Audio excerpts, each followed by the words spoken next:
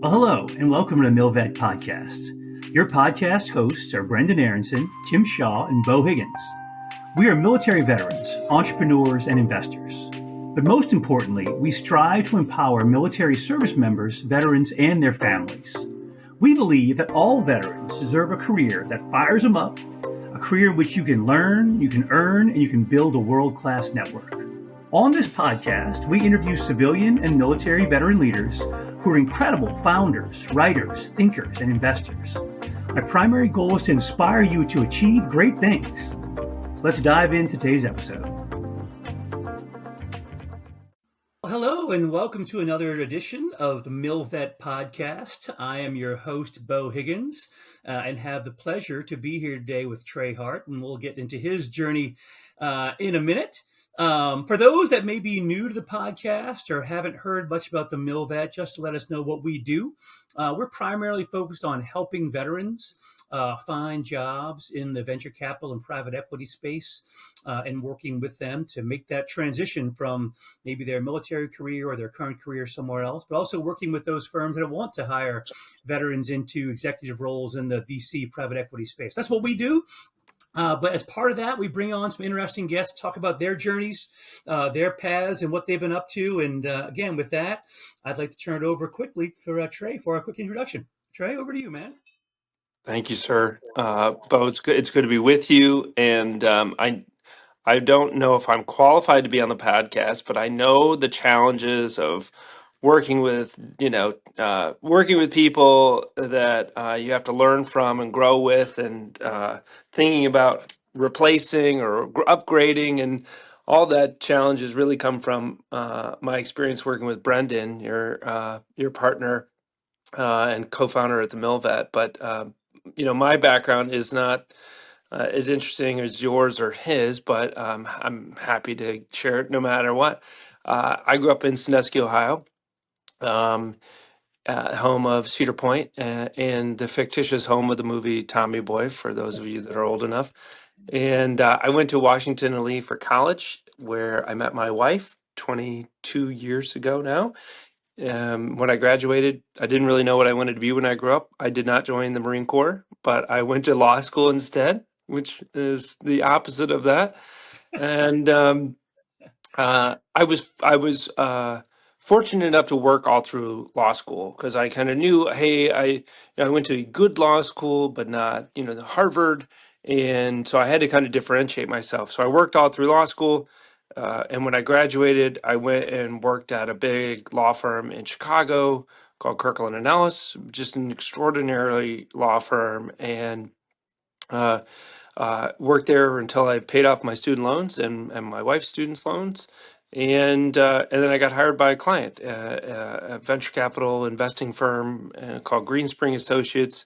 And then after that, I spent 12 years as a managing director at Northern Trust in Chicago, and their alternatives group, leading investments across the kind of private equity spectrum, from the earliest stage venture capital things to private credit or fixed income things at the other end of the spectrum, and kind of all over the country, but also all over the world. And it's kind of there where I developed my interest in, and you may say expertise in, investing around U.S. national security. That's something that both, I think, Brendan and I both share, Brendan Aronson, that is, share very deeply.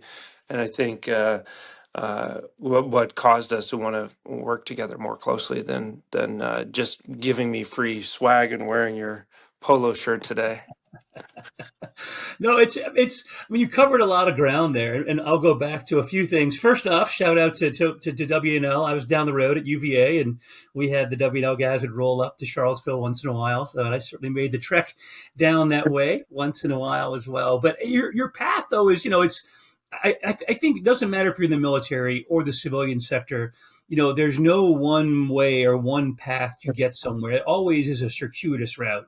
And yours certainly was that. Because, again, I don't think many people necessarily, and maybe I'm wrong for this, and I'd love for you to talk about a little bit more about, how does going to law school, post your college undergrad, get you to the VC private equity space. Yeah. I don't think it's a connection people necessarily think No. of. It probably happens more often than I'm aware of, but it's not necessarily, again, it's not a straight line when you think about No. it. Usually it's like, oh, I'm going to go to Wall Street and I'll get my MBA, not go to law school and get there in that direction. But how did that work for you, and what maybe advantage did it give you? Because you probably saw things a little differently than the guy that did maybe what people think of as a traditional path to Hmm. this space. I honestly like feel like it was a straight line because it's like, I would have been like the worst instructor for doing land navigation because I would like just dead wreck it, just go straight. Who cares what's in between? You just go right through it. Then you don't have to worry about anything else. But it felt like a straight line because I really was intentional about the things that I did and the experiences I was creating, knowing not what I like how like specifically what I was going to be doing, but knowing like where I wanted to get to at the end point. And so for me, it was like when I was in college, I did not want to go work at a bank and be a banker, so to speak. It didn't seem like it just wasn't my vision. So I went to law school mostly because I was just like treading water, figuring out what I wanted to do. And when I was like one of the last people in out of my class in law school and got waitlisted because I'm like not a test taker. I have like terrible ADHD and was just like couldn't sit still to take the exam. And yet, like I think a generally intelligent human being. I don't know. Brendan would disagree with that. Sorry, I was like cautious saying intelligent because he would, if he was on with us, he would be like, "No, don't say that. That's not true. Don't lie.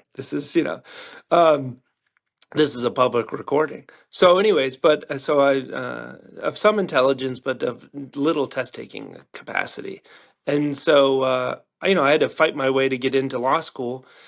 And when I was there, I said, well, I got to differentiate myself. And so I just was deeply committed to doing exceptionally well. I didn't focus on anything other than being a great partner to my then girlfriend, fiance, wife, and then studying. It's like law school and some things like in the military are great, maybe corollary.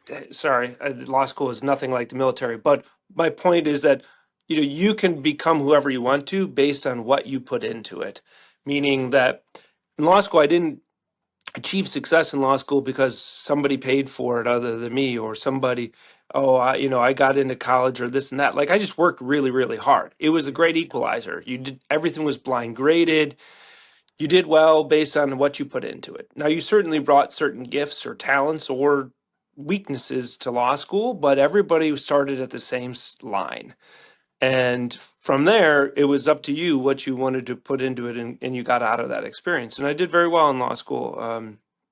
And I was very proud of that, even though I didn't really like law school or really want to be a lawyer. And you're like, why did you do it? And I'm like, well, I don't know. It's like, I'm not a quitter. So it's like, well, I started and I'm just going to, finish it. And so I did all these internships during law school. Um, each one of them successively more interesting. It's like I worked for a summer in between my first and second year at the U.S. Securities and Exchange Commission. And then I did a year-long internship at a venture capital firm and did the same thing my third year. And then the third year, I did it at this incredible firm, NEA, New Enterprise Associates, started by an Army veteran, Chuck Newhall in Baltimore. And it was from that lens that I kind of figured out, like, I know where I generally want to be, and now I just got to go find a way to get there. Yeah. And when I graduated from law school, it was 2009. So that last year of law school was a dire time to be trying to get a job, no matter what you were doing. But I done well and I got an offer from this amazing firm that didn't recruit on campus or whatever, but I guess you could say they took a chance on me because I came with like a real prepared mind for what I wanted to do, some practical experience and good grades. Yeah. So, which they were easily could tell, like, hey, I was a smart guy and I worked really hard, and also was like had some very interesting experience that was different from like the brainiacs that also had good grades and were on law review or this and that, but also went to like far better schools. So I had to pick up that signal that I was like, knowledgeable and good, going to be good at what my job was, despite the fact I didn't go to an incredible school. So that's what kind of got me at least a seat at the table. And then after that, like I paid off my student loan debt, and then I was like, well, I want to go back and work on the investing side. Yeah. And I took the first offer that I got, and it was from these extraordinary people at Greenspring Associates, and they definitely took a flyer. I mean, they even said that when they were interviewing me. They're like, I don't know, we don't hire lawyers. And I was like, well, I'm no lawyer. And I was like, well, I didn't have anything else. So, but they took a chance on me, and I didn't, I didn't really. I was super anxious because one, like I took a step back, as they say, in compensation, but a step forward in terms of my skill set and the breadth of my experience, and me betting on myself. And I did very well in coming up to speed and learning, and I think proved my ability such that, like, 2.5 years into that job working at Greenspring Associates, my partners at Northern Trust hired me, and I spent 12 years there, and have, like, raised a family there, and really matured as an investor and as well as an adult, and also had like the freedom of navigation to like grow as a person and realize, like, hey, I had always wanted to uh, join the military, but I just had not done that yet. And so that was an opportunity for me to finish something that I had mentally started, and given the space and the support to go do so. Because I was like 34, 35, not a traditional path to service. And I didn't, I needed to for myself, but I didn't need to for anybody else's, like, respect or, career ambitions or anything like that. I did it for myself, and kind of my own uh, commitment to myself and kind of who I wanted to be when I grew up, if you will. But and if I honestly don't think I would ever have had the kind of kinetic moment when I met Brendan, because Brendan, when we first met, was at we were at a military veteran event, and I'm standing next to him. We're about the same height. I'm obviously physically more imposing than he is. Um, but he was like, he was like, oh, our Tim, our good friend Tim Shea introduced us, and he was like, Brendan, you got to meet Trey. He's a JAG in the Illinois Army National Guard, and Brendan, Naval Academy grad, Marine Corps infantry officer, you know, kind of high, of a certain speed in life, was like almost fell out of his seat when he got to meet me, because he was just like, holy smokes, it is not every day you meet a guardsman JAG. So obviously it was like one of these like very kinetic moments, and he was just like followed me around for like the conference and just was like, holy smokes, wanted to learn everything about me. But honestly, that was a very, it wasn't a secure, I don't feel like it was ever circuitous, because it was my plan all along. And the thing that ties all of it together was that I was like, truly felt like I was dead reckoning through my own career path in life to kind of, find a way to sustain my the growth of a family, and also like be happy with the work that I was doing. And I felt, when I was younger in my career, I was like trying to accomplish things I could put on a resume so that I would get this external validation that I was good or smart or whatever. And then it was like, what are the experiences I'm creating, and who am I doing it with? Honestly, because it was less driven by profit and gains and accolades or any externalities, honestly. And it was more like, if I'm going to be working really hard, I want to be doing it with people that I trust, and people that I enjoy. And that's why I loved my job for 12 years at Northern Trust, because it was extraordinary people doing extraordinary things, and honestly extremely difficult to leave. And I think but for Brendan being the truly extraordinary human being that he is, and I think feeling very blessed to have met him at the place in my life that I did. I don't think when I met him, and I would have had this immediate reaction like, holy cow, I've just like met somebody that kind of truly transformed my life when I'm older than him, better looking than him, faster in a foot race. Um, you know, uh, but that's maybe just let me just pause there. But that's kind of how I got to where I am today, Yeah. and kind of what motivated me to a little bit to join the military. In a midway through my book, if you will, or maybe not midway, but like 40% Yeah, of the way through it. later in chapters in your Yes, book, thank for you, thank sure. you. Yes, A few things I want to pull on from kind of your story is one. It's when I talk to a lot of veterans, obviously in the space with the MilVet and in the job that I do, and I think it's interesting because although you maybe didn't, I mean, you kind of knew where you wanted to go, but I think it was interesting to see that you figured out what you don't want to do. I think that's part of the process too. Is as you're going through law school and going through the journey of yeah, life, it's as much about him figuring out what you don't want to do as it is figuring out what you do want to do. Right. So to get from your path to be that lawyer that excelled, but you did it in a non-traditional way, to be candid, to kind of yeah, take that path. I mean, you did it for a little while, but you always yeah, knew that, okay, as I'm going through this lawyer phase, if you will, it's with the goal of getting somewhere else. I think that's an important piece for anyone that's transitioning to be able to figure that out. And I also love the point you made because again, I think people can lose sight as you moved over to Northern Trust and you said, "Hey, look, I had to take a step back to be able to move forward to where I wanted to go." Right? I mean, the opportunity was there, and I think a lot of people, when they get out of the military that I talk to, are like, well, I should make the same amount that I did in the military. I'm like, well, yeah, you don't have the experience to go in and run a plant at Amazon. You're a great leader. Don't be wrong. You have a yeah, lot of the things, but yeah, if we put you in the head role, you are probably we're not setting you up for success by doing that, right? You can learn it, and in 2 years from now, you'll probably be crushing it, but if you can see the long game, it's not like you always kind of played the long game. Like, hey, I'm gonna pivot. I'm gonna do this law school thing. I'm gonna go to a traditional law firm, but always kind of with an eye on where you got to go. And again, taking a step back to get into the VC PE space, and then knowing 2 years from there you can really get where you want to be. But I think it's hard sometimes, I think, for people to see that and be willing to take that step back, but it's necessary, I think, a lot of times to get to where you want to go. Fair enough.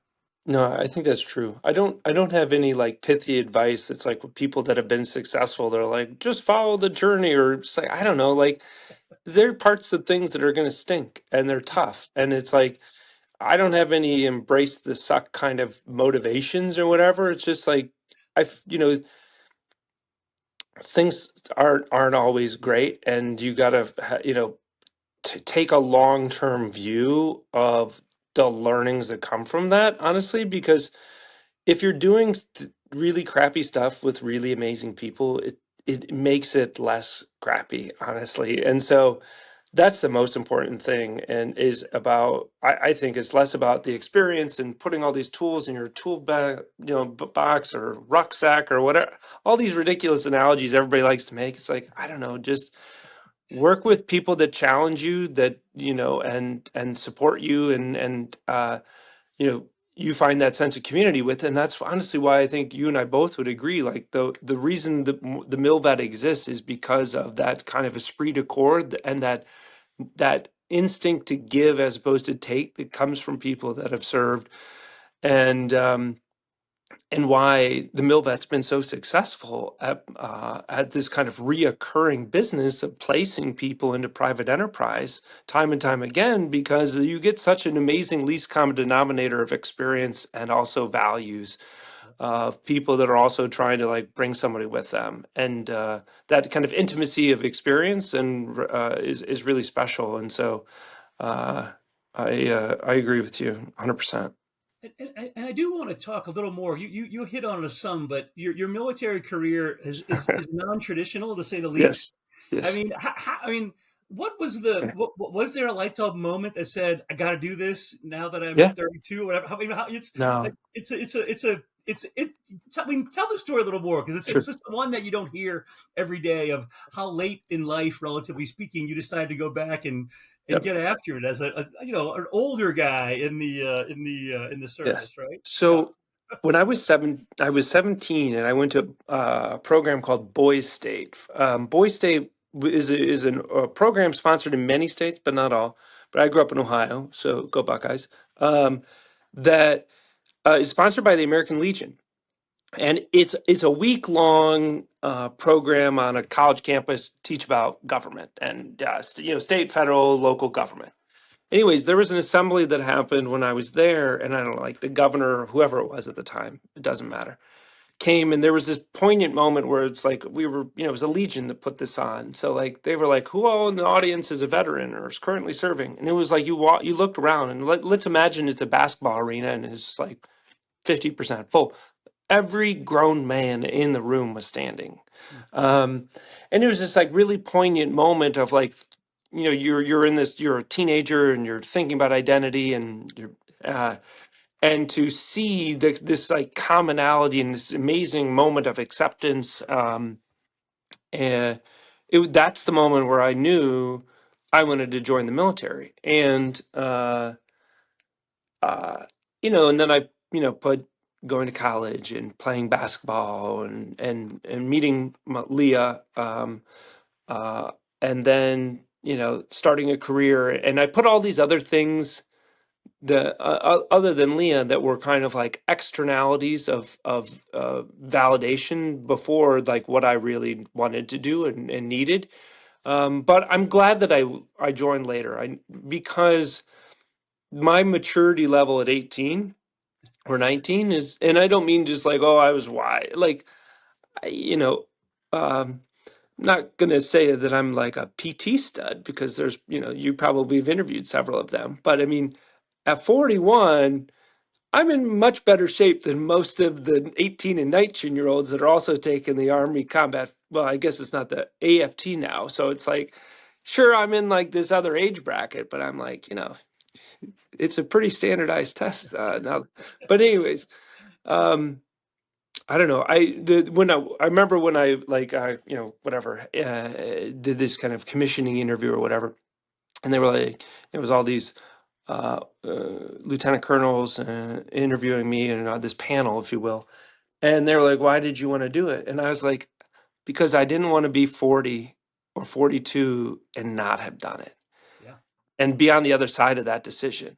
And they were like, I was like, it doesn't sound like a real inspiring answer. I wasn't like, my grandfather served in the Right. Civil War, Yeah. obviously for the North, right? I mean, but I'm just kidding. But he was like, you'd be shocked. Almost every young man and woman that walks through the door and sits in the same chair says the same thing. Hmm. It's like they don't want to grow up and live a life where they knew they could have done more and they didn't. Yeah. It's not because they had some patriotic stir. It's great. You can make up whatever answers fits the need at the moment. It's this like this for me. It was this moment where I was like, I can do more, and I didn't have any excuse not to. Yeah. Yeah. I mean, how do you feel like that experience coming into the military again relatively later Yeah, in life? How did you mesh that with your, it's a far cry from like, because you're in a yeah, pretty high speed, yeah. low drag job in venture capital. That's like they don't go together naturally, So Sure. it No. does seem like it'd be a very like a non sequitur of things you're doing, especially at that age. But how did you balance that? Or did you feel weird doing it? I was like, no, it's just what I do, No. man. I didn't feel weird doing it. If Yeah. for no other reason, as a JAG, I was like, "Oh, thank God for USERRA and the federal law that protects us from going and doing these things." And I don't mean that I mean that in like a very baseline level sense of like I was given a lot of those USERRA briefs and counseled soldiers on USERRA related issues, and it's like shocking how many employers in the country or hiring managers have no idea that it is against the law to discriminate against a veteran or service member that's going to work, or that you can serve in Compo 2 or Compo 3 and be a part-time hitter. Um, anyways, but one, I'd say I had worked for an extraordinary group of people that were great patriots and fine Americans that supported the work I was doing. And two, I kind of earned I kind of earned a little bit of grace to go and do something that didn't feel selfish. I was asking more of others to step up and cover down and this and that, but it's like uh, I wasn't, it wasn't any different honestly than if I was going on parental leave.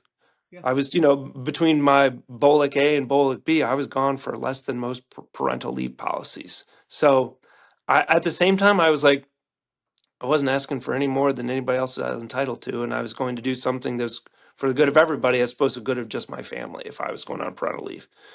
Now you could argue like when you were born, that was good for the country, right? But like, that's harder to say, with a straight face to your employer.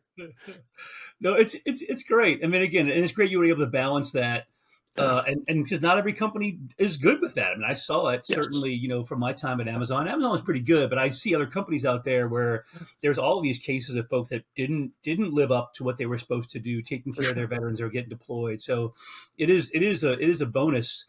But I would have to believe, and again, I'm in this space now, right? In the middle that we are looking to Yeah. bring veterans into the private equity venture capital world. But I've come to realize that that world of PEVC is pretty small and nepotistic in many ways. And then the subset of the military, you know, chart inside the Venn Yeah. diagram of that ecosystem is Yeah. pretty narrow. I mean, did you have you found that to be? I mean, do you? I mean, I'm just kind of curious the connecting files of the military piece in the VCPE space. I mean, obviously, Brendan and you are going to Yeah. take that and to kind of the next level, but Yeah. it is kind of a niche within a niche, is what I would say. I mean, you feel that way that you're kind of a unicorn in some kind of way at all because of what that experience is? Never. And the reason for that is that, when you think about the size of the market opportunity that touches the military, the military is, one of many federal agencies. Uh, and when you think about most of the most valuable companies, they can sell both to a commercial product or consumer product and maybe something to the military, right? The Aura Ring, or when you look at the perfect example of a consumer business, its largest customer is a branch of the military that you never would think like, oh, that has military application. I was going to make an Air Force joke in there, but that's probably not appropriate. Because I know you have a lot of Air Force listeners wanting to learn from a full bird Marine, but uh, but my point being is like we're focused on making investments in businesses that have a commercial endpoint as well as a potential endpoint or a current endpoint that serves a national need, if you will. And when I think about whether or not hiring veterans into private equity is challenging, it's like you all are the best champions of being able to tell the story that the best way to hire the best way to increase the odds of hiring a veteran is have another veteran in that organization. But to go to think about that a step further, when you think about why there's been so much growth in the hiring practices, retention practices of Americans across industries over the last 10 or so years. Like there, and you think about what are the attributes we're looking for in a workplace that succeeds today, and what's the makeup of that workforce. It's like every time you start to describe who those people are, you have veterans are raising their hands of like, oh, we meet all these adjectives, we meet all these backgrounds, and yet we're like what 6 or 7% of the U.S. population, and less than 1% in active service, so to speak. And as a veteran population, 6 or 7, it's a small voice. And there's such a diversity of veterans related issues that like full employment within a smaller industry is like not necessarily like one that's getting a lot of national attention. And that's why work that you all do and others of changing the minds of one hiring manager and including a great American in the 2 or 3 people they're looking to hire is those small steps make a big difference, one in any individual's life, but in a corporate's total workforce, because it may mean if they hire one veteran, they may then change their military leave policy. And if they change their military leave policy, maybe they start to hire a couple Compo 2, Compo 3 folks. And then maybe they start to bid on other business because they have all this perspective learned from great Americans that are still serving or have served, and they didn't know, hey, I didn't know we could do this. But when you get asked the question, like, why should I hire a veteran? It's like, it's a really interesting question to answer because it's both, frustrating, but also really a wonderful opportunity to go talk about what today's veterans are and not what people's perceptions are based on a movie or based on a USA Today headline or an Instagram reel or something like that. And so I think it's a great opportunity to go out and tell the story that you want to represent as who a veteran is and what it means to serve today. No, 100%. I think there is certainly the broken veteran narrative is out there, right? It's easy from TV shows or movies or whatever, anything that's sensational. That is a narrative, to be doing something like we're doing and to show and to have people like yourself and Brendan that are proving that this is not a charity case we're making here, right? Yeah. These are some that's going to bring unique skill sets. Not only can they, show up on time, have grit, they also can read a P&L and they can do everything you need them to do plus, right? So it's everything plus more is what I like to say. That's the beauty of the veteran. It's not only do you have your business school and the experience in industry, and on top of that, the leadership skill set to be able to work with people, to be able to manage, up and down. I mean, all those things are things that are intangibles that veterans are going to have, and others may not. So, I'm obviously, it's easy for me to say that, but I think you do have to have that one person to be the champion, though, right? Yes. Who's to be the one person that's going to take. Maybe they think of it as a risk. I don't think so. You don't think so, but people do. I think, well, we always do it this way. So let's, and it's working for us. So we can't change. So it's working this way. So I think if you're a hiring manager, you're an investor, if you are in a position of trust, like the most important thing you do is try and increase the probability of similar outcomes. And that when you place somebody, you're going to get an excellent candidate. When you make an investment, you're going to get an excellent return. And what's magical about the military is it's like, for 250 years, at least in the case of the Army, Navy, and Marine Corps, like been producing pretty similar product. Yeah. The kit changes over time, but the values, the mission, it doesn't. And that's what I think is why there is such a tying identity and community that, you could know somebody for 10 and a half weeks in basic training or for 2 minutes in a combat situation, and that you're going to look for what you have in common as opposed to what you have apart. And I think that is a really interesting way to think about what are America's values, and do we look for what we have in common or what we have apart. And that wasn't meant to be a commentary on anything else other than I do think that is a unifying skill, a unifying identity of the military, is that we think about what we have in common as opposed to what separates us. No, 100% agree with that. I mean, because it is the great equalizer, right? I mean, you go into the military, black, white, north, south, blue, but it doesn't matter. I mean, you all go through the same shared experiences, shared pain that brings you all together, and you need that guy on your left and your right. You can't do without him, and that is built into you. So there's definitely, a huge bit of goodness in that I think hopefully goes back into society when you do leave the military. You can bring that with you. That's another, one of those positives that aren't often talked about maybe from the military. Yep. I'm pivoting a little bit. I mean, what would you say if we're talking to military folks on the podcast right now, if we have folks that are transitioning soon, that want to get into the private equity venture capital space, any thoughts on things like tangible things you can do to make yourself more marketable? I mean, a lot of folks, I think, want to get into it, but they don't really know what it is. Maybe. I mean, I'm just curious from your take, like what would you recommend for someone that is currently transitioning out? What is the path to get into a space that can be a little intimidating, I think, if you don't know much about it sometimes. Well,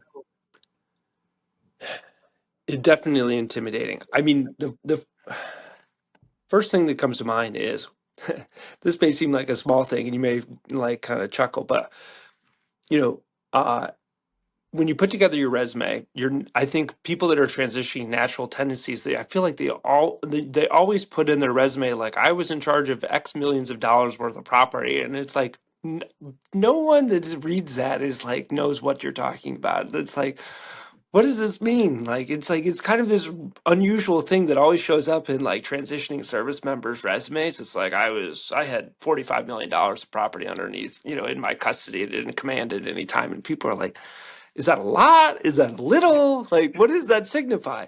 But I mentioned that because when I think of like how to take a step or many steps when you transition and trying to figure out how to get into private equity or venture or entrepreneurship, it's like one, build a LinkedIn profile. Reach out to somebody on the MilVet, right? You all run a marketplace. You need to have both talent and employers. And don't put, how many weapons you were, in charge of or this and that on your LinkedIn profile. But then don't be afraid and I strongly encourage you, like the tribe takes care of its own. Like go reach out to people that are in the industry and they will talk to you. If they don't, like, remember that when you're successful and whether or not you shared your time and your wisdom and wanted to just listen, because you'll go on LinkedIn and be like, who's a West Pointer that also is in Sacramento that's in private equity? You'll be like, oh my gosh, there's like 6 people or there's 20 people. And you're like, they'll probably all reach out. I would encourage you to go to a MilVet happy hour. They do them basically, I feel like once a month all over the country in centers of influence of both military veterans, but also large employers. And, you will get out of it what you put into it. So don't be afraid to go out and just talk to lots of people. You're just building connections, and people, especially if they're veterans and they see something in you because you went to the same school or you went to through you had the same MOS or you're in the same unit or you had none of the above, but you just had the same values. Like they'll talk to you and they will help you. And one or two of those people will make sure they stop at nothing until you get your first job. And then keep in mind, like most people don't make it a year in their first job after they transition, and that's okay. You're figuring out how to make that transition. I've never done it, so my advice actually probably is like not that helpful, but I'm actually just telling you what Brendan would say because I like know him well enough that I can really just tell you what the military veteran would say. It's okay. That's all right. Like rely on the network and invest in the network. Those are relationships. They're not transactions. Like be relational, don't be transactional. Keep in touch with people. Call them out of the blue.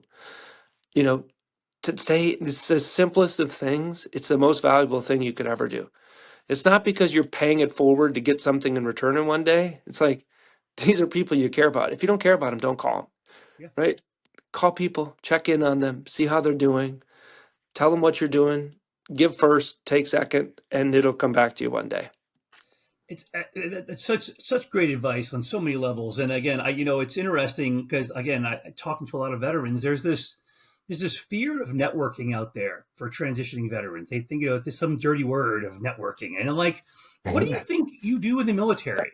If you want to get something done, if you want to know the gunny down at the motor pool, you want to know the orders clerk over here, you want to get this thing, or you're networking. What you call it, whatever you want, but I mean, you got to know a guy, right? So it's the same thing, but somehow it's gotten into this thing from, well, that's, I can't, that's not, appropriate to network. I'm no, it is. I mean, it's like, it's not like you're asking for something in return, even. You're just like, hey, I'm checking in. What's going on? I'm getting out. I'd love to hear about what you're doing these days. You've already made it out there. What's the culture of the place you work at? Any just thoughts? And I mean, that's how you get a job at the end of the day. But I think there is this stigma that a lot of veterans have, this concept of networking, and that it's somehow like unseemly to go on network. I'm like, it's what you do. You just call it a different thing. And it's funny how that has gotten out there in some way, shape, or form. And you see it a lot. You really do. Yeah, 100%. Yeah. Well, I'd love to kind of move forward now. Obviously, you have big things on the Mm, horizon with Brendan, who we talked about a good bit here. I mean, what? How did that all come about to kind of decide to make the call to do your own thing? That's a pretty mm, bold step. Obviously, y'all are both doing things, haven't been successful yeah, in a variety of other aspects of life and doing very well. But to make the call to move forward with Valhalla, like what's kind of how did that come about, and kind of maybe give us people that don't know yeah, what y'all are doing, kind of where it's heading and what's up with it. yeah, sure. So the light bulb moment really was kind of like how could we combine our expertise with our things that matter most to us outside of maybe family and faith. And this over the last 14 years of doing this, I've been able to be blessed to back a lot of people that are going and building the company or building the investment firm that they were felt like they were put on the planet to go to do. And that was very, very like satisfying work, is to see somebody's life work put into what they were doing and to be good at it too. Um, and so this kind of like light bulb moment went off, for me, and my instinct was, well, I first talked to my wife Leah about it, and she was like, you should talk to Brendan about this. She's like, uh, unfairly, I think, is prejudicial to, because Brendan's a Marine, and she's always just like, well, who do you call when you're really not sure what to do? You call the Marines first. And I was like, so she doesn't have any Marines in her family, and that's her, like, you are really good at this branding thing. She like sees a billboard in Indiana and is like, next thing you know, she's like, trying to get me to sign up to join the Marine Corps. But anyways, I swear to God, she's like, you should call Brendan. You should talk to him about this. So of course I did, and he's like, well, this seems like a really good idea. Let's, and then he, of course, he's read like 16 books about how to like break down a big idea into like tangible tasks. And I'm just like, whoa, I mean, we'll just like go do it, like, I think I know what I'm doing, like a knucklehead. But there wasn't like any one little light bulb moment. There was, it was kind of like this slow, gradual build of courage and confidence that I felt like I was taking more risks continuing to do the same thing, albeit successfully, than if I was to go do something else. And if it wasn't for having like incredibly supportive, understanding partners that knew the mission and the opportunity set and knew what my skills were, to say, not only like do I, egotistically think I can go do this, but have other people that know me really well that are like, you can go do this. I felt, I didn't feel like I was taking a big risk. And I don't think Brendan did either, because I think he saw that, confidence that I had, uh, of just having been doing this for some time, and also having lots of trust built with, people I work with, people I've invested on behalf of, people I've invested with, like, over a long period of time. No, it sounds simple, but I know it's a lot Hmm. more to it than Yeah. that, and it's Yeah. just the beginning of some great things to come. I mean, and I know it's. I mean, again, would you mind giving a little explanation of what Valhalla is going to invest in? I Yeah. know it's national defense, Sure. but we talked Yeah. about a little bit kind of earlier in the podcast about kind of find that intersection right between the commercial and the government side, but particularly in national defense sector. Right, fair enough. Sure. No, that's correct. I mean, we invest in private companies and private funds, focused on the largest addressable markets that touch U.S. national security, which would be, so sectors we're focused on are artificial intelligence, advanced manufacturing, aerospace, cybersecurity, defense services, and across kind of the early stages of a company's life cycle or venture capital to the most mature stages where a company's generating profit and generating cash, and is selling a majority stake or full control of the business in a private equities styled investment. So we invest kind of across a broad range of both sectors as well as the stage of a company's life cycle, all focused on the U.S., all where we can invest in, companies that are addressing both large commercial but also governmental needs, whether that's for the Department of Defense or Homeland Security or energy or the intelligence community. Given the breadth of whether it's our energy security or food security or national security, there's lots of large means of which both civilians, commercial businesses, and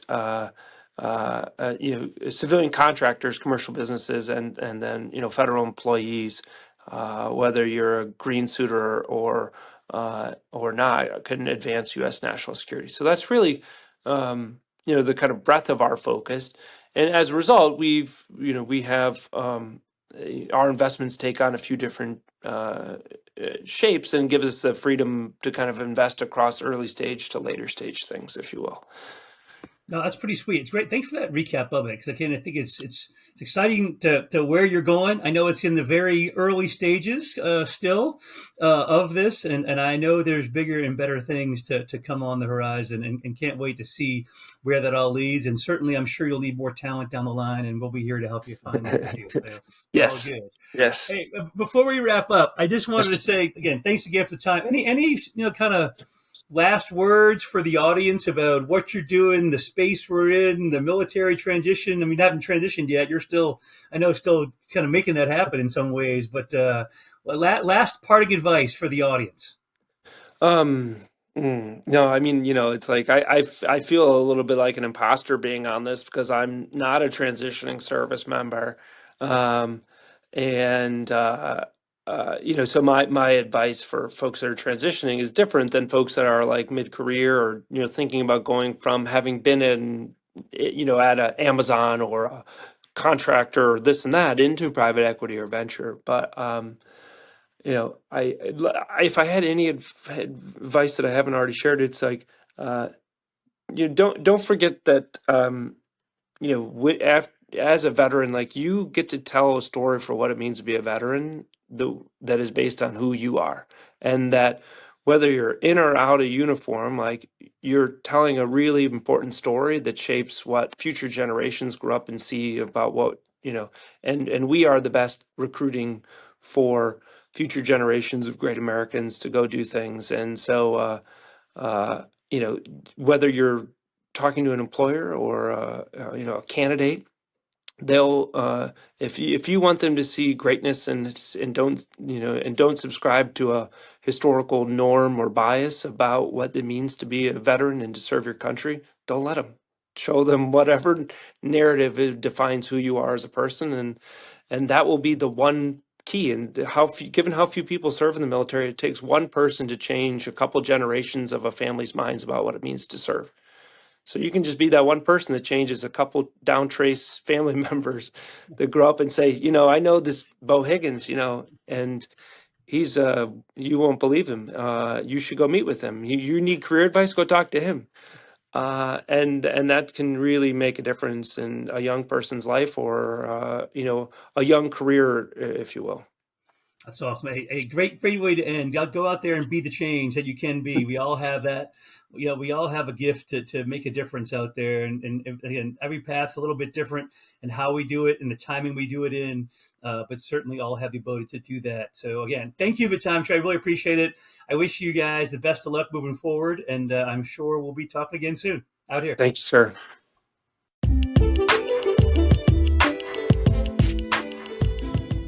Thank you so much for taking the time to listen to this episode. For more content, follow us on Instagram @TheMilitaryVet or on LinkedIn. Join us at an upcoming event or learn more on our website, TheMilVet.org. Feel free to email us directly at leadership@TheMilVet.org. Thank you so much and take care.